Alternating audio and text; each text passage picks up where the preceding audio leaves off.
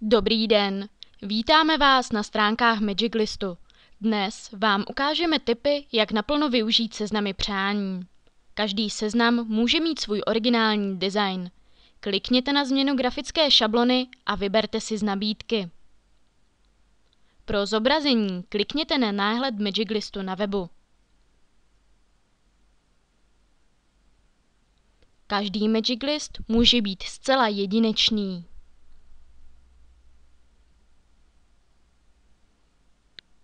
Jednoduchou funkcí sdílet a uložit můžete váš Magic List zveřejnit na Facebooku, aby o něm vědělo co nejvíce vašich přátel.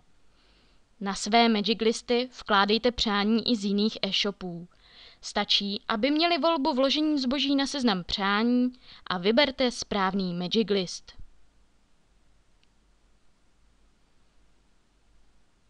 Pořadí vašich přání můžete libovolně přehazovat. Také si nastavte hlavní Magic List. Hlavní Magic List je ten, který se zobrazuje na vašem profilu jako první.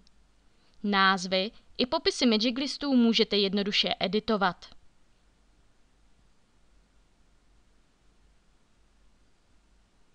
Seznamy přání v profilech vašich přátel můžete snadno a rychle okomentovat.